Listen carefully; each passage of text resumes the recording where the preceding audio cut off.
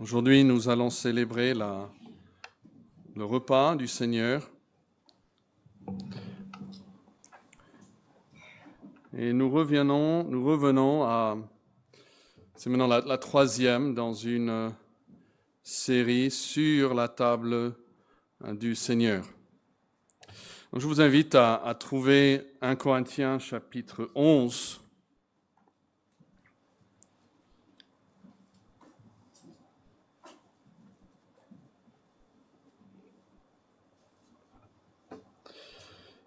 Et le verset 23, l'apôtre Paul dit « Car j'ai reçu du Seigneur ce que je vous ai enseigné. » Lorsqu'il était là avec eux, c'est que le Seigneur Jésus, dans la nuit où il fut livré, prit du pain.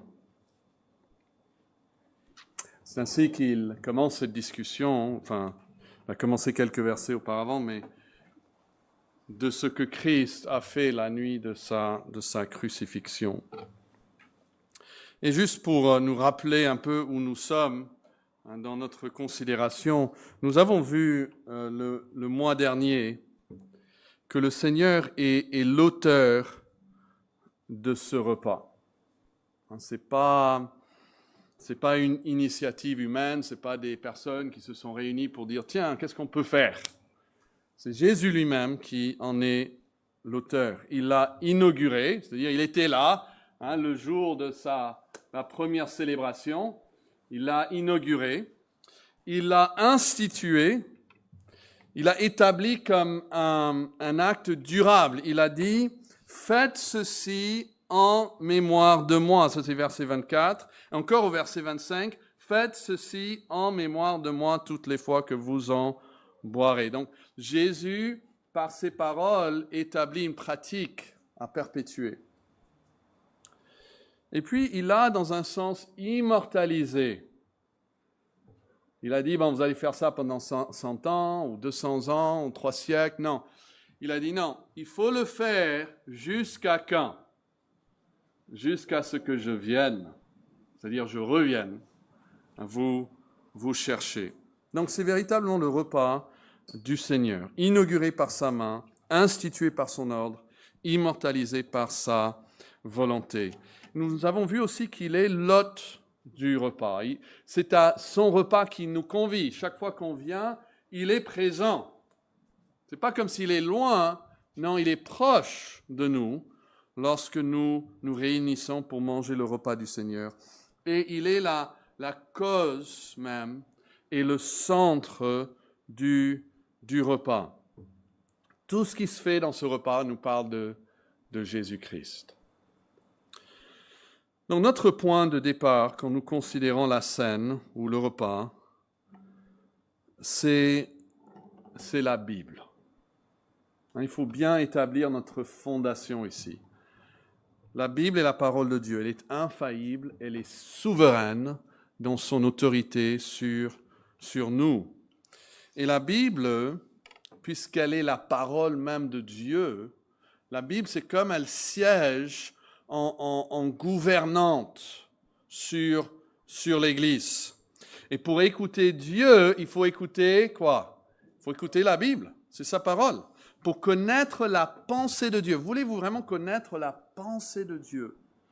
Eh bien, nous devons nous pencher avec attention sur ce qu'il a dit dans la Bible. Quelle grâce d'avoir un Dieu qui accepte de mettre ses mots par écrit. Imaginez une personne qui vous fait une promesse. Vous allez être embauché, on vous promet un certain salaire, avec certains bénéfices. Et puis vous dites, j'aimerais voir le contrat. Il dit, non, on ne met rien par écrit ici. Je vous l'ai dit, voilà, on se fait confiance. On ne met pas beaucoup de confiance dans les gens qui refusent de mettre par écrit leurs promesses. Dieu, quand il a parlé aux hommes, il l'a mis par écrit. On peut revenir, on peut le lire, on peut voir ce qu'il nous a dit. Donc, que dit la Bible au sujet de notre manière de manger. Notez 1 Corinthiens 11, verset 23. « Car j'ai reçu du Seigneur ce que je vous ai enseigné.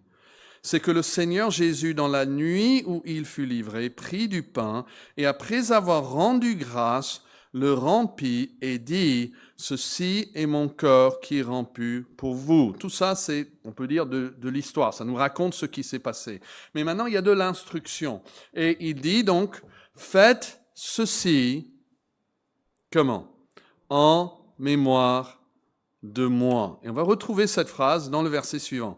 De même, après avoir soupé, il prit la coupe et dit, cette coupe est la nouvelle alliance en mon sang. Faites ceci en mémoire de moi, toutes les fois que vous en boirez. Ça c'est le commandement pour nous, de le faire en mémoire de Christ. Donc le repas est un repas commémoratif.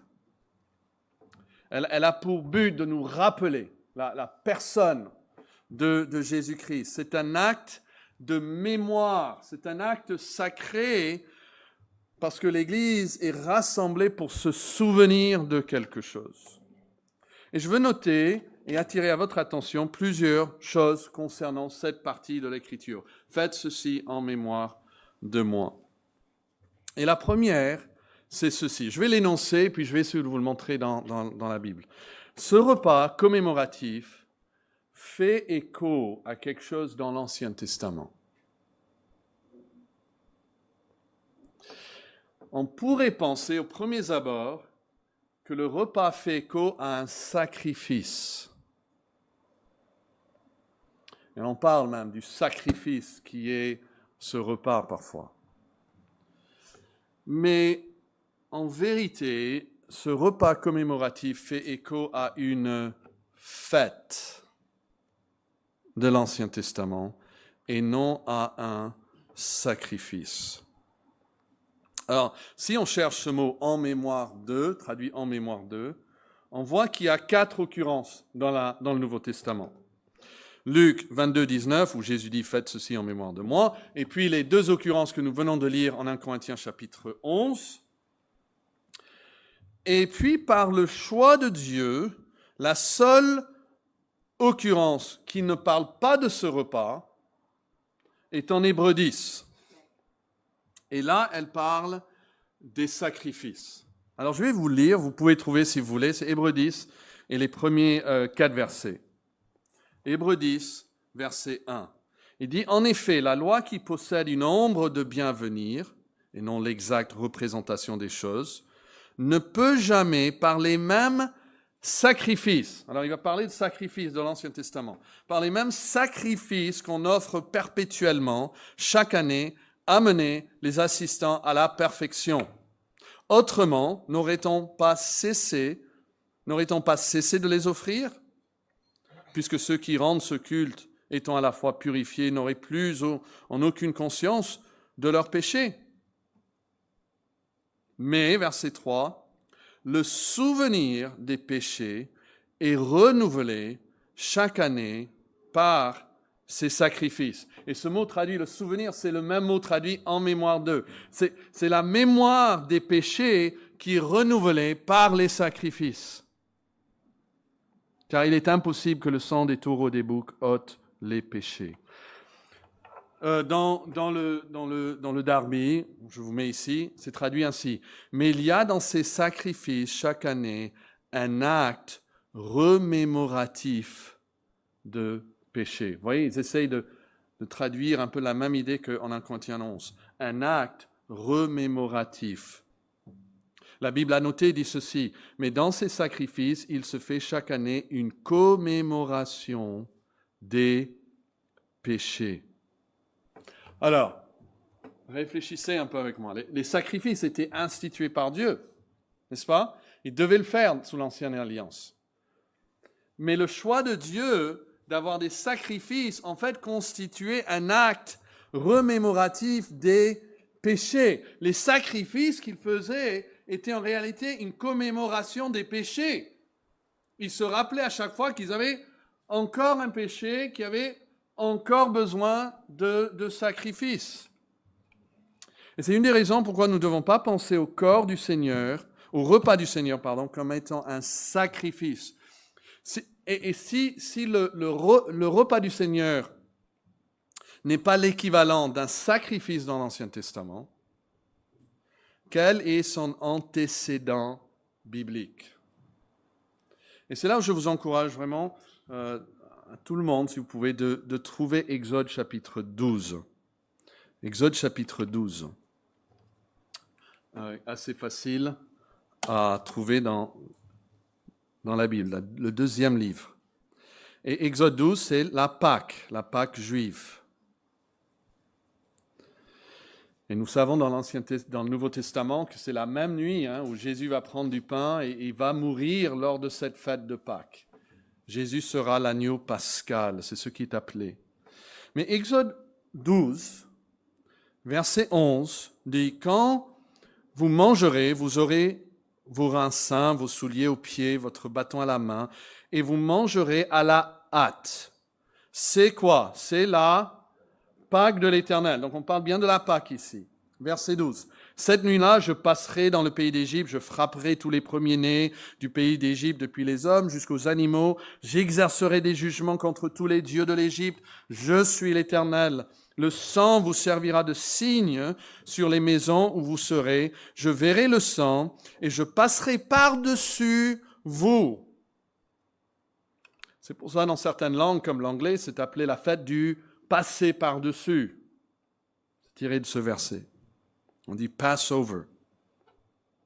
Et il n'y aura point de plaie qui vous détruise quand je frapperai le pays d'Égypte.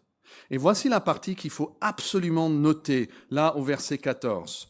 Vous conserverez le souvenir de ce jour. Alors notez d'abord ce langage de souvenir, voyez? On va conserver le souvenir de ce jour. Comment? Eh bien, vous allez la célébrer par une fête en l'honneur de l'Éternel. Vous le célébrerez comme une loi perpétuelle pour vos descendants. C'est une fête à célébrer. Comment est-ce qu'ils vont commémorer ce jour? Ils vont la commémorer par une fête. Alors, trouvez le passage suivant, Exode 13. Peut-être une page, peut-être même pas, le verset 6. Parce que ça décrit encore la fête. En fait, c'était une fête de toute une semaine, verset 6. Pendant 7 jours, tu mangeras des pains sans levain. Et le 7e jour, il y aura quoi? Une fête au l'honneur de l'Éternel. Donc une fête de 6 jours qui termine par une grande fête le 7e jour. On mangera des pains sans levain pendant 7 jours. On ne verra point chez toi de pain levé, et l'on ne verra point chez toi de levain dans toute l'étendue de ton pays. Tu diras alors à ton fils. Et ça, c'est maintenant la raison de la fête. La raison de la fête. Notez le verset 8. C'est en mémoire. Est-ce que ce langage vous semble familier? C'est en mémoire. C'est en mémoire de ce que l'Éternel a fait pour moi lorsque je suis sorti d'Égypte. Ce sera pour toi, c'est quoi le ce au verset 9? C'est cette fête. Ce sera pour toi comme un signe sur ta main et comme un souvenir entre tes yeux, afin que la loi de l'Éternel soit dans ta bouche, car c'est par sa main puissante que l'Éternel t'a fait sortir d'Égypte. Alors, voici ce qui est le rend un peu compliqué, c'est que la Pâque juive était à la fois un sacrifice et une fête.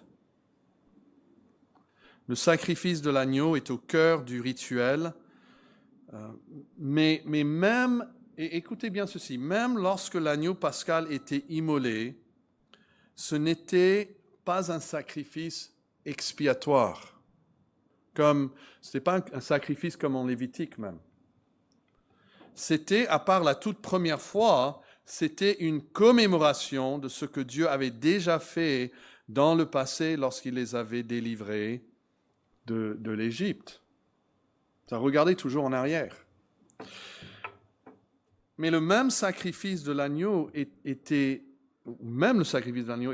intégré dans une célébration communautaire qui rappelle la grâce et la puissance de Dieu. Vous voyez ça au verset 9 encore, Exode 13, verset 9, ça parle de la fête en disant « Ce sera pour toi comme un signe sur ta main. » Et donc la Semeur dit « Cette fête sera pour vous comme un signe sur votre main et comme une marque sur votre front. » Une autre traduction que vous avez ici, « Cette célébration sera pour vous un rappel, tout aussi bien qu'une marque sur votre bras ou sur votre front. » La marque, c'était la fête. Cette fête sera pour vous comme un signe sur votre front. Chaque année, vous allez le faire. Vous allez vous rappeler en donnant une semaine entière à penser à ça et à réfléchir à ça. Alors le Lévitique nous donne beaucoup de sacrifices différents, mais ils n'étaient pas des fêtes. La Pâque juive est une fête. Et cette célébration est instituée comme un rappel puissant, une marque même sur le corps de ce que Dieu avait fait pour elle, pour le peuple. Et donc, quand on pense au repas du Seigneur, le repas qui est directement lié à la Pâque juive a été établi pour exactement la même raison. Il y a un sacrifice, comme il y avait ce premier jour une délivrance. Il y a avec Jésus, au début, cette délivrance, son corps, historiquement, réellement, physiquement, brisé pour nous, à une adresse spécifique en dehors de Jérusalem. Et après, cette mémoire vivante qui est rappelée par cette fête. Donc ce repas commémoratif fait écho à une fête de l'Ancien Testament, non pas un sacrifice. Vous savez, même aujourd'hui, vous regardez les différentes cultures, et souvent c'est les fêtes et les rites qui préservent l'identité d'une culture, n'est-ce pas? Notre pays, on a des fêtes nationales, mais après, il y a des fêtes aussi culturelles. Et qu'il s'agisse des Juifs de nos jours, des musulmans, d'autres communautés, religieux, non religieux, il y a ces moments forts qui marquent les consciences, qui transmettent des valeurs, qui rappellent les fondements de leur identité. C'est les fêtes souvent qui comme la colle, qui gardent ces communautés ensemble. Et Dieu l'a voulu ainsi pour les Juifs. Si vous regardez le calendrier juif, c'était centré autour de fêtes. Il y avait 3 fêtes par an où tous les hommes étaient même obligés de quitter leur ferme, quitter leur maison et venir à Jérusalem pour fêter ensemble. Il y a même toute une collection de psaumes, qui sont ces psaumes des pèlerins, où ils montaient à Jérusalem et chantaient pendant ces fêtes. Donc les fêtes juives jouaient un rôle central dans la vie religieuse, dans la vie sociale, dans la vie identitaire du peuple. Et ces choses étaient voulues par Dieu. Il voulait que leur mémoire et leur identité soient ancrées dans la mémoire collective d'un fait historique, réel, que Dieu avait fait en les faisant sortir d'Égypte. Pas un fait que Dieu allait répéter, mais qui restait fondamental à leur identité. Et donc la célébration de la fête de Pâques rappelait la délivrance d'Israël de l'esclavage. Et de manière parallèle, le repas du Seigneur commémore la délivrance spirituelle offerte par le Seigneur Jésus, l'agneau de Dieu qui ôte les péchés du monde. Et la première Pâques était, pour les Juifs, c'était vraiment un acte de protection essentiel pour épargner les premiers-nés d'Israël. Mais la célébration, toutes les célébrations suivantes, regardez en arrière vers cette première Pâque. Cette célébration donc, cette fête, la Pâque était une célébration, elle était une fête. Elle sera pour vous un rappel, tout aussi bien qu'une marque sur votre bras ou sur votre front. Donc la manière de célébrer ce repas, c'est de cette manière, comme il célébrait la Pâque, comme une fête de mémoire et d'identité, comme une fête communautaire. On ne le fait pas chez soi, hein, on se rassemble pour le faire. Ça fait partie de notre identité. Nous renvoyons à la fondation de l'Église et à la mort de Jésus-Christ. Et le repas du Seigneur, il est appelé ça même, un repas. Il fait écho donc pas à un sacrifice, mais à une fête. Alors qu'est-ce que nous pouvons dire sur cela? Alors, d'abord, il faut éliminer certaines pensées. Nous pouvons dire deuxièmement que ce repas commémoratif ne fonctionne pas comme un moyen physique de recevoir une bénédiction. Alors, contrairement à la plupart de repas que nous partageons, même lors d'un mariage, notre famille était dans un mariage juste hier, il y avait un repas, ça avait un aspect commémoratif, mais aussi physique pour restaurer, c'est une restauration aussi du corps. Mais 1 Corinthiens 11, 34, il dit, si quelqu'un a faim, qu'il mange où? Voilà, qu'il mange chez lui. Nous, après, on va avoir un repas fraternel ensemble. Donc, le repas du Seigneur n'est pas fait pour restaurer le corps. Ce n'est pas fait pour satisfaire la faim physique. Et c'est fait pour autre chose. Et ça, c'était un problème à Corinthe. Peut-être ce n'est pas notre problème, mais notez 1 Corinthiens 11, verset 20.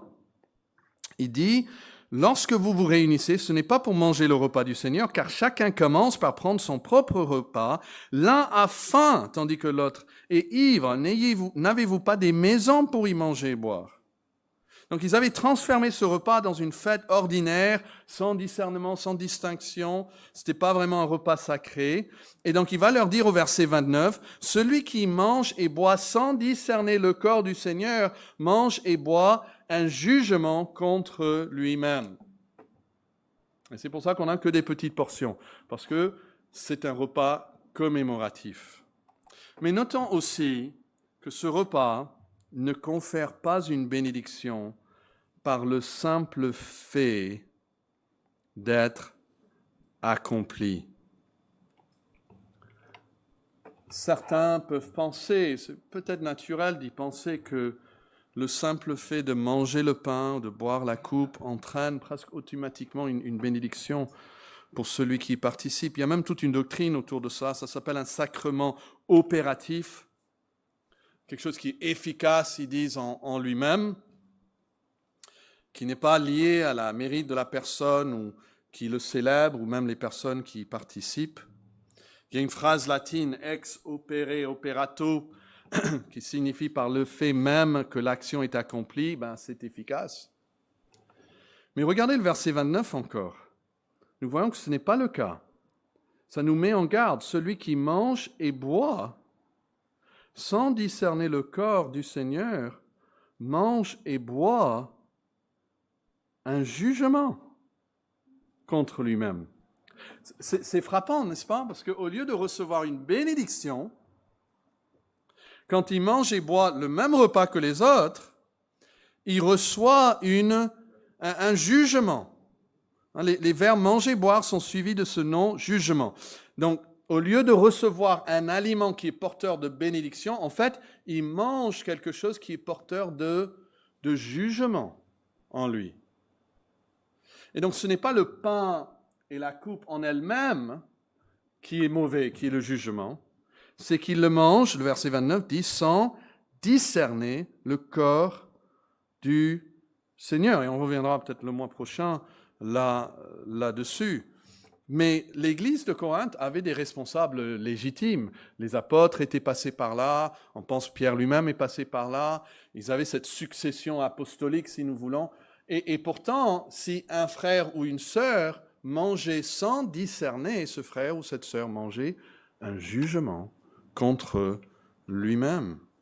On le voit à plusieurs reprises au verset 17, 1 Corinthiens 11, 17. En donnant cet avertissement, ce que je ne loue point, c'est que vous vous assemblez non pour devenir meilleur, mais pour devenir pire, en mangeant le repas du Seigneur. Verset 20, lorsque vous vous réunissez, ce n'est vraiment pas pour manger le repas du Seigneur, quoi que vous pensez. Et puis les versets 29 et 30 que nous avons lus. Alors, mettons en parallèle ce passage avec le chapitre 10, verset 16. Est-ce que vous trouvez 1 Corinthiens 10 et verset 13?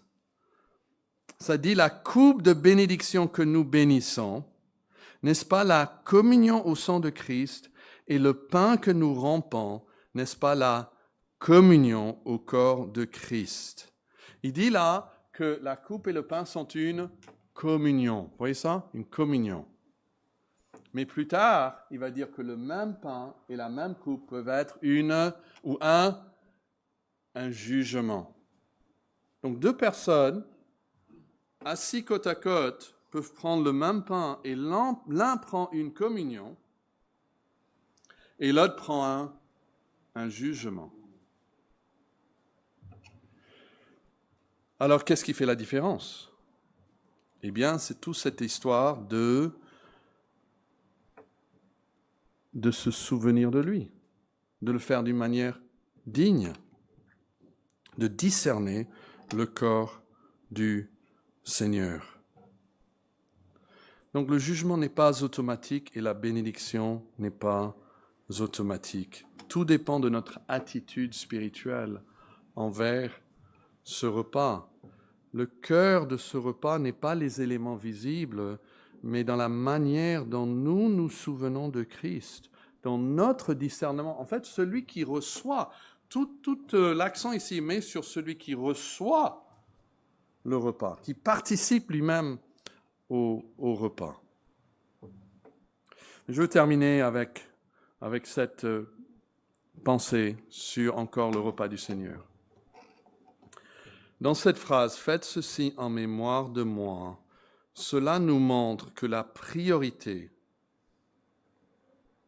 est donnée à la parole dans la connaissance du Christ et dans la célébration de la scène ou de ce repas.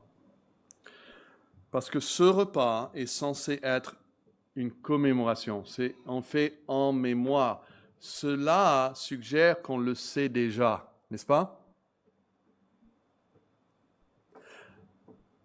Si quelqu'un n'a jamais entendu quelque chose, on ne peut pas lui dire « je vais vous rappeler ». Non, il ne sait pas, il n'a jamais entendu. Il faut lui déclarer la chose. Si on fait quelque chose en mémoire, et si tout ce repas est censé être en mémoire de, cela suggère que quelque chose précède ce repas. Et ce repas est censé simplement évoquer ce qui a déjà été connu, déjà été apprise, déjà été acquise même. Et la parole de Dieu procède donc le repas du Seigneur. Il y a une priorité claire. C'est la parole de Dieu qui demeure le moyen principal par lequel nous connaissons Christ. Et le repas vient ensuite, à la fois dans l'ordre chronologique, parce qu'on ne peut pas commencer en se remémorant de ce qu'on n'a pas appris, mais aussi dans l'ordre spirituel. La source de la connaissance de Christ, la source de la vie spirituelle, selon l'Écriture, n'est pas le repas, mais la parole de Dieu. Et malheureusement, chaque fois qu'on enlève quelque chose, c'est qu'on va diminuer la place de la parole de Dieu. C'est la parole de Dieu qui doit rester vraiment toute au centre.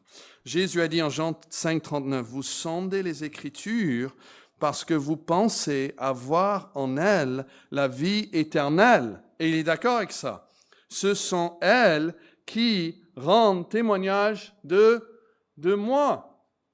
Jésus, en citant Deutéronome, en Matthieu 4, il a dit, « Il est écrit, l'homme ne vivra pas de pain seulement, mais comment est-ce que l'homme vit?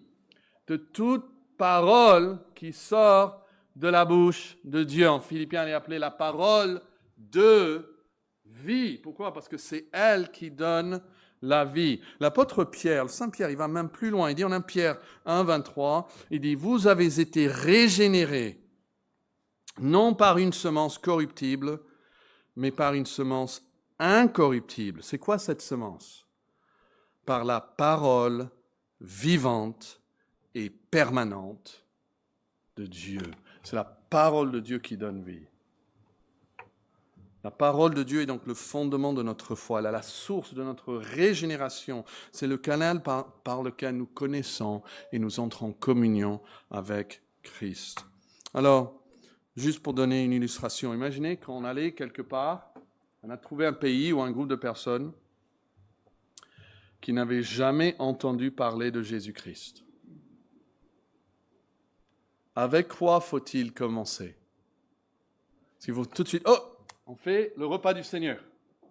C'est la première chose qu'on fait. Non, aucun chrétien penserait comme ça. D'abord, il faut leur donner la parole de Dieu. C'est la parole qui éclaire, c'est la parole qui donne vie. Et lorsqu'ils répondent à la parole, c'est la parole qui les transforme. Et puis, ils ont reçu la parole. Eh bien, mes frères et sœurs, faites ceci maintenant en mémoire de ce Christ que vous avez connu par le biais de sa parole. La grandeur de la parole, on ne peut pas exagérer l'importance de la parole de Dieu. C'est Dieu qui parle. C'est la révélation du Dieu trinitaire. Connaître la parole, c'est connaître Dieu lui-même. Je me rappelle, il y a des années de ça, un visiteur est venu, il a visité une seule fois, je crois, et il m'a confié après, à propos de notre Église, il a dit, vous avez le côté explicatif. Il a dit, vous enseignez bien la Bible. Il dit, mais vous ne semblez pas entrer en communion avec Dieu. Et ce à quoi il faisait référence semblait être l'absence de symboles liturgiques qui, dans sa tradition, facilitent la communion avec Dieu. Mais ce que j'essaie de lui faire connaître, c'est que c'est par la parole que nous entrons véritablement en communion avec Dieu. Aucun moyen de connaître Dieu sans sa parole. Et le Saint-Esprit a soufflé, il a inspiré. Et le fruit de cette inspiration, le chef-d'œuvre du Saint-Esprit, c'est quoi? C'est la parole écrite. On ne peut pas dire on écoute le Saint-Esprit en ignorant la parole soufflée par le Saint-Esprit. Non, c'est dans sa parole que nous trouvons même l'Esprit Saint, la parole de l'Esprit Saint. Ce n'est pas l'absence de rituel qui empêche la communion, c'est l'absence de réception intérieure de la parole divine. C'est pour ça que Dieu, fois après fois dans l'Ancien Testament, il continue à envoyer des prophètes. Pourquoi? Pour proclamer la parole à son peuple. Donc nous ne pouvons pas faire un trop grand éloge de la parole de Dieu. Elle est le fondement de notre foi.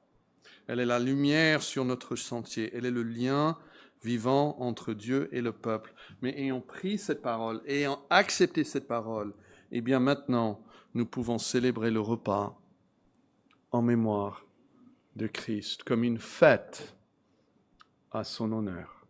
Prions. Notre Père céleste, c'est ce que nous voulons faire à l'instant. Célébrer ensemble la mort de Christ pour nous. Aide-nous à célébrer, fêter même sa mort d'une manière digne. Nous prions au nom de ce même Sauveur, Jésus-Christ. Amen.